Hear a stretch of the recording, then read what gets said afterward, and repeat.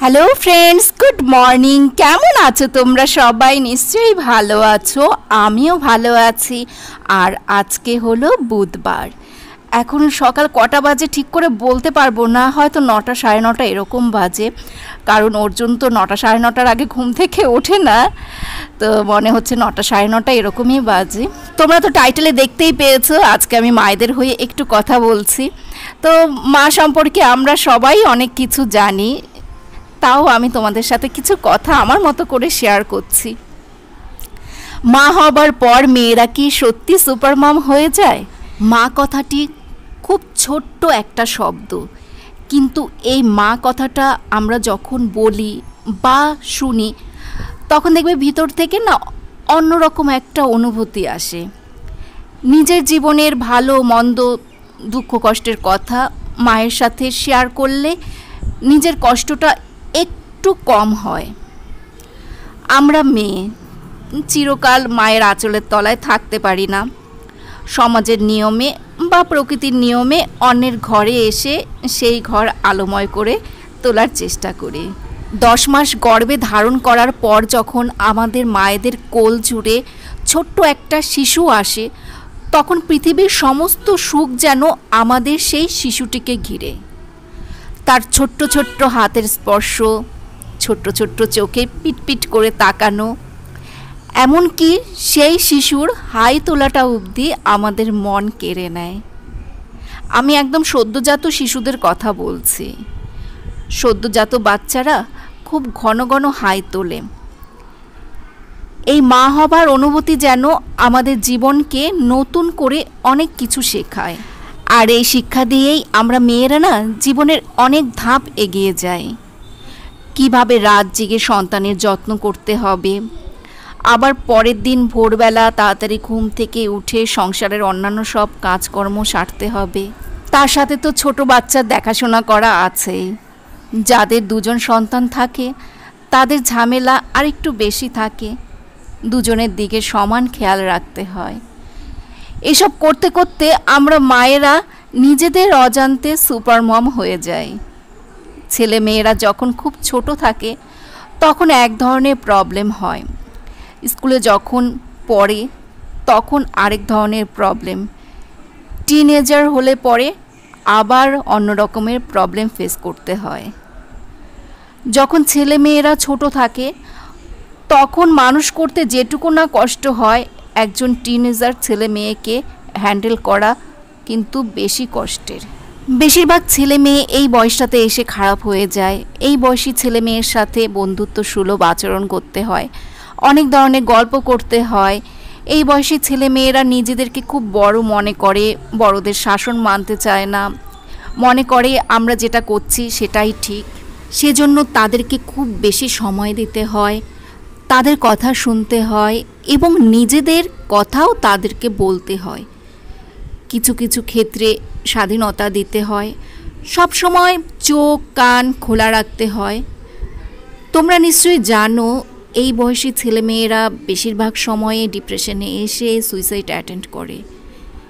এই সময়টা সত্যি ছেলে মেয়ে মা বাবা সবার জন্য একটা খারাপ সময়।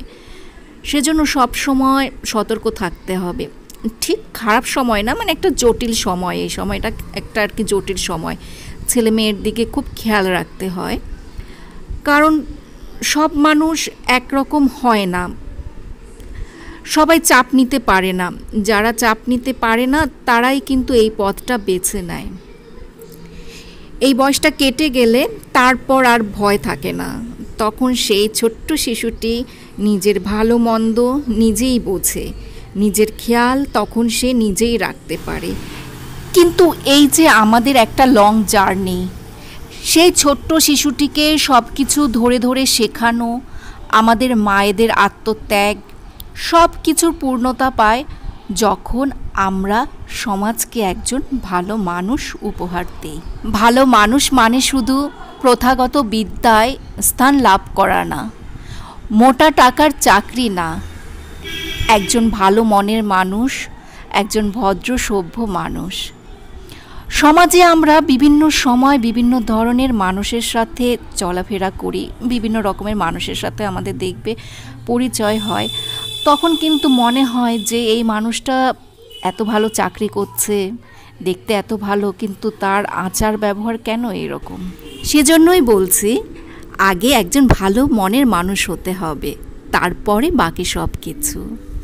আর সেটা আমরা মায়েরাই করতে পারি। সায়েন্সও কিন্তু স্বীকার করে যে মা হওয়ার পর মেয়েদের মধ্যে একটা এক্সট্রা পাওয়ার আসে, মেয়েরা সুপার মম হয়ে যায়।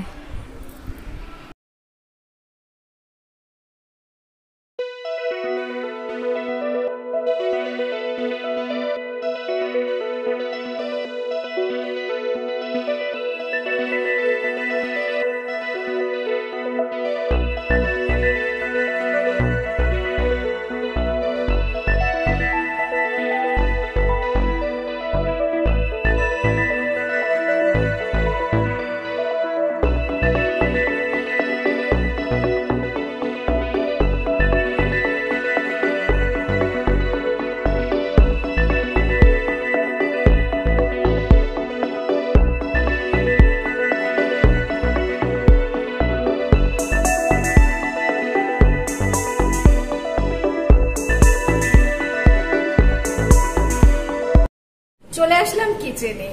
তো আজকে সকালবেলা না লুচি করেছিলাম, কিছুটা ময়ান বেশি রয়ে গেছে, তো সেই ময়ানটা দিয়ে ভাবছি গজা বানাবো। তো আমি এর আগে নিমকি বানিয়েছিলাম, কিন্তু গজা কখনো বানাইনি। আজকে ফার্স্ট টাইম গজা ট্রাই করছি। তো চলো দেখি কিরকম হয় গজাগুলো। যে মেলায় যে গজাগুলো বিক্রি করে না, ছোট ছোট যে গজাগুলো, সেই গজাগুলো বানাচ্ছি। আমিও না সত্যি কি কথা বলি, আমি তোমাদেরকে বললাম যে চলে আসলাম কিচেনে। আমি তো সেই কখন থেকে কিচেনে এইসব কাজকর্মগুলো করছি। সবসময় আসলে তোমাদেরকে বলি তো যে এখন কিচেনে চলে আসলাম, তো চলো তোমাদের সাথে একটা রান্না শেয়ার করি। সেই জন্যই আর কি বলে ফেললাম যে আমি কিচেনে চলে আসলাম। তো এই তো লুচির ময়ানটা রয়েছে, যেইভাবে আমরা আর কি লুচি বেলি সেইভাবেই বেলতে হবে। সরি, ঠিক লুচির মতো না, ওই পরোটার মতো আর কি মোটা করে বেলতে হবে। এটা না তেল বা ময়দা ছাড়া বেললে বেশি ভালো হয়, কিন্তু আমি না তেল দিয়েই বেলছিলাম। আমি ওই আর কি তেল ছাড়া বেলতে পারছিলাম না, আটকে পড়ছিল, তো সেই জন্য আর কি তেল ব্যবহার করলাম। তো তোমরা চেষ্টা করে দেখো যদি তেল বা ময়দা ছাড়া এটা বেলতে পারো। আর কি বলো তো, এটার আর কি যখন ময়ান দেয়া হবে, মানে গজার জন্য যখন ময়ান দেয়া হবে, তখন না এর মধ্যে একটু ঘি দিলে ভালো হয়, খুব সুন্দর একটা গন্ধ আসে। কিন্তু আমি যেহেতু আর কি লুচির জন্য ময়ান করলাম, তো সেই জন্য এটার মধ্যে আর কি ঘি দেইনি।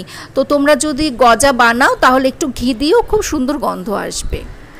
সাদা তেল, নুন আর চিনি দিয়ে এই ময়ানটা করা আছে। তো মোটা করে এটা বেলে নিলাম, এখন ছুরি দিয়ে এটা কেটে নিচ্ছি। পিৎজা কাটার দিয়ে কাটলে খুব ভালো হয়, কিন্তু আমার কাছে তো ওসব নেই, তো সেই জন্য ছুরি দিয়ে এখন কেটে নেব। ছোট ছোট ওই নিমকির মতো শেপ দেব। আমার এক হাতে মোবাইল রয়েছে, তো ওই জন্য এটা কাটতে একটু অসুবিধে হচ্ছে। তোমাদেরকে একটু দেখিয়ে দিয়ে তারপরে আমি কেটে নেব, মোবাইলটা রেখে তারপর ঠিকঠাক মতো এটা কেটে নেব।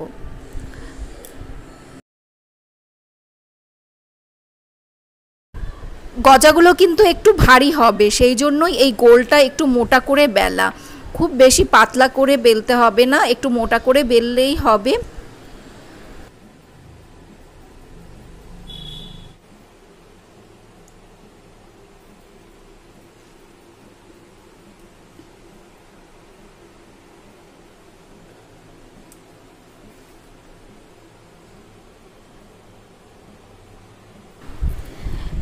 নিমকিগুলো বেলা হয়ে গেছে, আর এ পাশে আমি তেল গরম করে নিলাম। তো এখানে সাদা তেল রয়েছে, আর এটা কম আঁচে গরম করে নিলাম। খুব জোর আঁচ দিয়ে কিন্তু তেলটা গরম করা হয়নি। মাছ ভাজার সময় যেরকম আমরা জোর আঁচ দিয়ে আর কি মাছটা ভাজি, তো সেইভাবে আর কি তেলটা গরম করা হয়নি। এটা আর কি কম আছে তেলটা গরম করা হয়েছে। আর এখন তো এগুলো ফ্রাই করে নিচ্ছি, অল্প অল্প করে দিচ্ছি, কারণ বেশি করে দিলে না একটা আরেকটার সাথে আটকে যাচ্ছে, তো সেই জন্য অল্প অল্প করে দিচ্ছি। গজা বানানো জানো তো খুব সহজ। আমি আগে নিমকি বানিয়েছিলাম কিন্তু গজা কখনো বানাইনি, আজকে ফার্স্ট টাইম ট্রাই করছি। তো খুব তাড়াতাড়ি হয়ে গেল, আর হলো গিয়ে এটাই অতটা ঝামেলা নেই।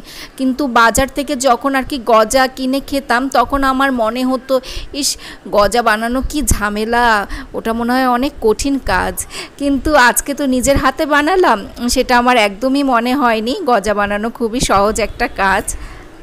আর এই দেখো নিমকিগুলো সব ভাজা হয়ে গেছে, আর এগুলো তো এমনিতে খেতেও খুব ভালো লাগে।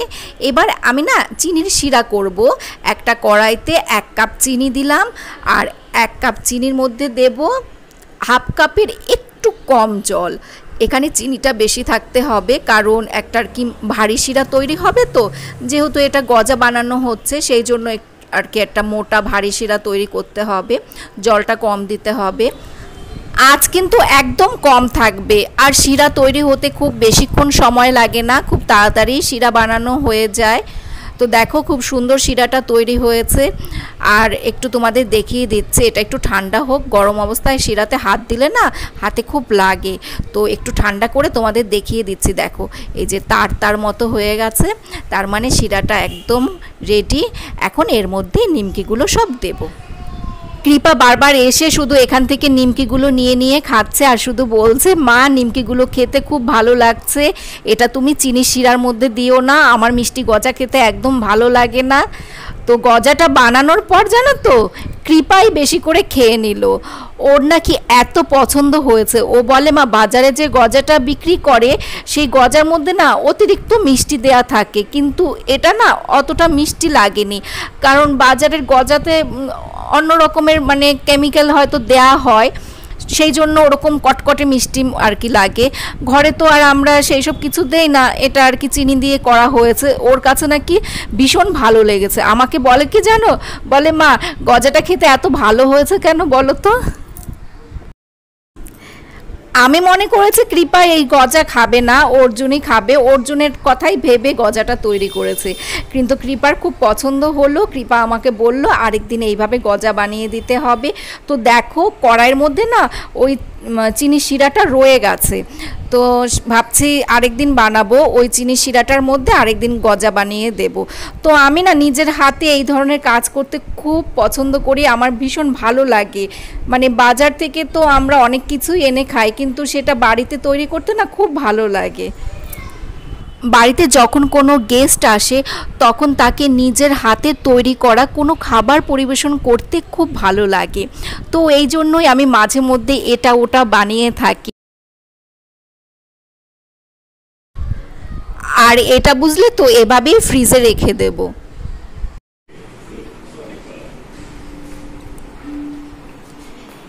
এই ম্যাট্রিক্সের প্লাস্টিক তো ছিঁড়ে গেছে,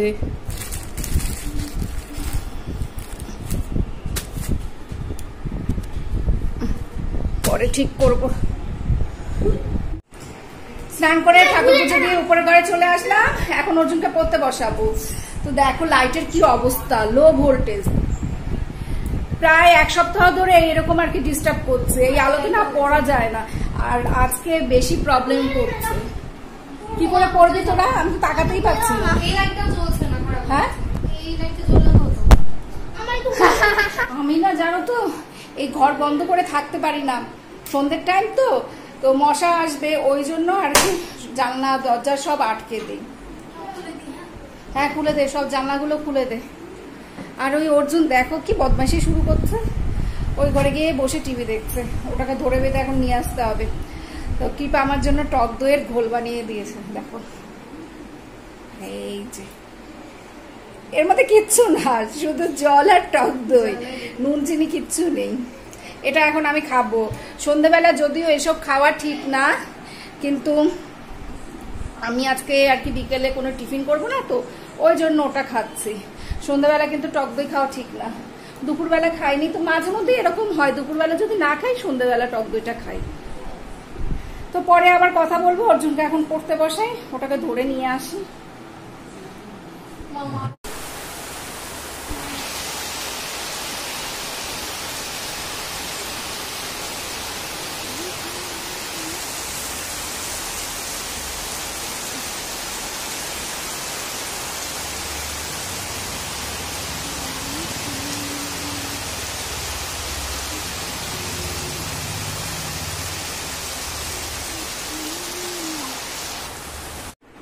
এখন রাত 10:30 বাজে। দেখো আমার চোখে কি ঘুম। আর অর্জুন ওই ঘরে চলে গেল। আমাদের সবার ডিনার করা হয়ে গেছে, অর্জুন ওই ঘরে গেল মানে ওর বাবার কাছে গেল। ও আজকে ওর বাবার কাছে ঘুমাবে। তালটা কে দিল রে? হ্যাঁ, কি মনে হলো আজকে ওই ঘরে চলে গেল? অন্যান্য দিন ওর বাবা জোর করলেও যায় না, আজকে কি মনে হলো বাবার সাথে ঘুমোতে চলে গেল। ওকে বারবার ডাকলাম তো তাও আসলো না, তো ভাবলাম থাক আজকে যখন ওর মন চাইলো ঘুমাক ওর বাবার সাথে। কিন্তু আমাদের ভালো লাগছে না, কৃপা আর আমার ভালো লাগছে না। তো এখন একটু আর কি মোবাইল দেখবো, মোবাইল দেখতে দেখতে ঘুমিয়ে পড়বো। সকালবেলা আবার তোমাদের সাথে কথা বলবো। তাহলে এখন গুড নাইট, তোমরাও ঘুমিয়ে পড়ো, আমরাও ঘুমিয়ে পড়ি, সকালবেলা আবার দেখা হবে। মর্নিং। আর আজকে হলো বৃহস্পতিবার, তো স্নান করে ঠাকুর পুজো দিয়ে চলে আসলাম। আর আজকে আমাদের সকালে টিফিন হচ্ছে এই যে দেখো আম কলা দিয়ে মুড়ি মাখা হবে, 8 কৌড়ি দিয়ে মুড়ি মাখা হবে। এই যে 8 কৌড়ি এটার মধ্যে রয়েছে, ওই ছাতুর মতো থাকে। সেদিন আমি তোমাদেরকে বললাম না ওই যে রাধা মাধবের পুজো করলাম, রাধা মাধবকে এই 8 কৌড়ি দিয়ে আম কলা দিয়ে চিরা কই এসব দিয়ে মাখলাম। এই কৃপা উপরে চলে গেছিস? তো এর মধ্যে খইও দেবো, খই দিয়ে এই মুড়ি দিয়ে এই সব কিছু দিয়ে মাখা হবে, এটা টিফিন হবে। তো কৃপা অল্প একটু খাবে আর বর খাবে, আমি খাবো না। আমার ওই আম কলা দিয়ে মুড়ি দিয়ে খেতে ভালো লাগে না এসব। মুড়ি ছিল না, এই দোকান থেকে নিয়ে আসলাম এইমাত্র। এ বাবা বেশি মুড়ি পড়ে গেল। মুড়ির মধ্যে তো খুব বালি থাকে, ওই জন্য একটু মুড়িটা ঝুড়িতে নিয়ে এইভাবে ঝেড়ে নেই।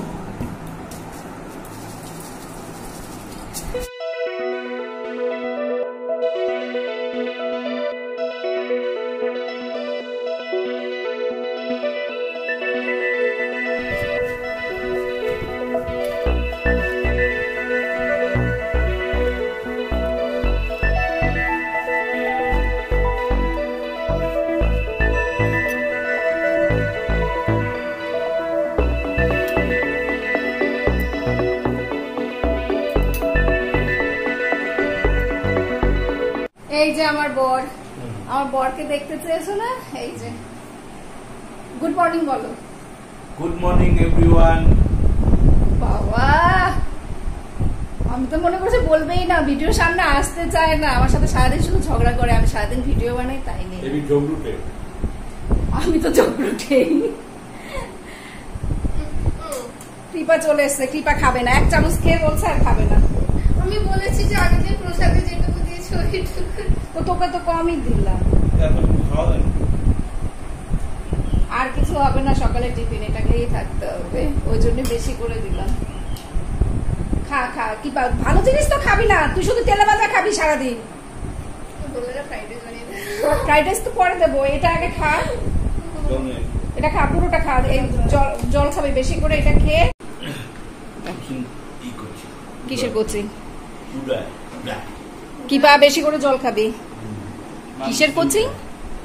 ওই ওরকমই কিন্তু কার্টুনের মাধ্যমে পড়ানো, অ্যাবাকাস ওই টাইপেরই।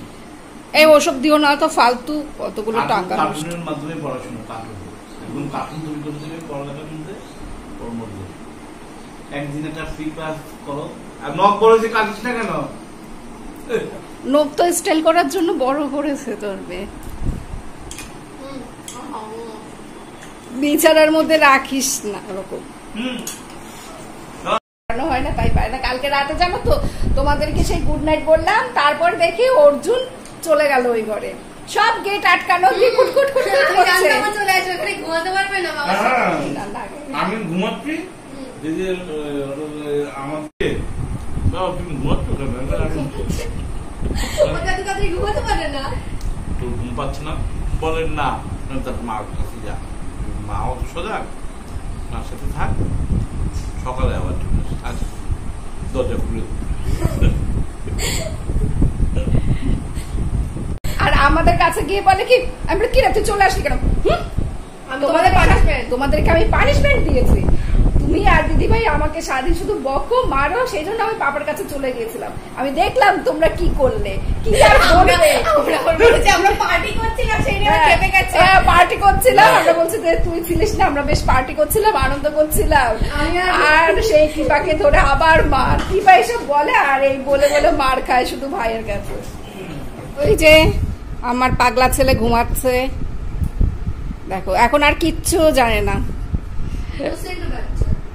ওমা এ কি, ও উঠে গেছে নাকি, না ঘুমের মধ্যে এরকম করছে? এই উঠে গেছিস না, কেমন মনে হচ্ছে এই উঠে গেছে।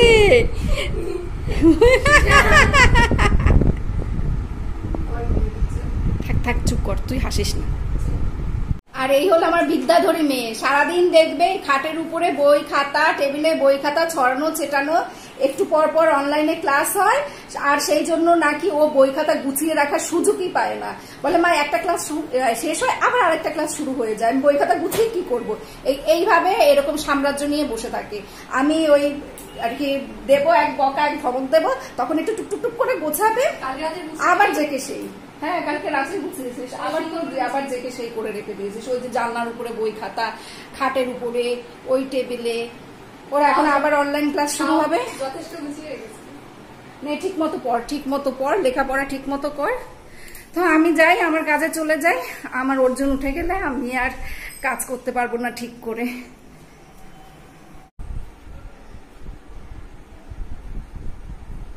এখন মনে হয় 9:30 বাজে। তো অর্জুন আবার দৌড়ে গেল ওর পাপার কাছে, সেখানে গিয়ে একটু আবার লেখাপড়া করছে। এখানে এতক্ষণ করছিল। আমি জানো তো এরকম এই হাঁটু ভেঙে বসে থাকি না, আমার পায়ে প্রচন্ড ব্যথা করে। এই খাট থেকে নামলাম, পায়ে ব্যথা করছে। কিরে আজকে জানো তো বাইরে বেশ ভালোই বৃষ্টি হচ্ছে, ঝিরিঝিরি করে বৃষ্টি হচ্ছে, আর বেশ ঠান্ডা ঠান্ডা ওয়েদার। ঠান্ডা ঠান্ডা ওয়েদার ঠিকই, কিন্তু ফ্যান চালাতে হচ্ছে, আর একটু কাজ করলেই ঘেমে যাচ্ছি। ফ্যান ঠিকই চালাতে হচ্ছে, তবে ওয়েদারটা ভালো লাগছে। বেশি ভালো লাগে বারান্দায় গেলে, ছাদে গেলে, বাইরে গেলে। ঘরে কেমন যেন একটা গরম লাগে। তো বন্ধুরা এখন ভিডিওটা শেষ করছি। তোমরা সবাই ভালো থেকো, সুস্থ থেকো, স্বাভাবিক থেকো। আবার আগামীকাল দেখা হবে। তাহলে টাটা, বাই বাই।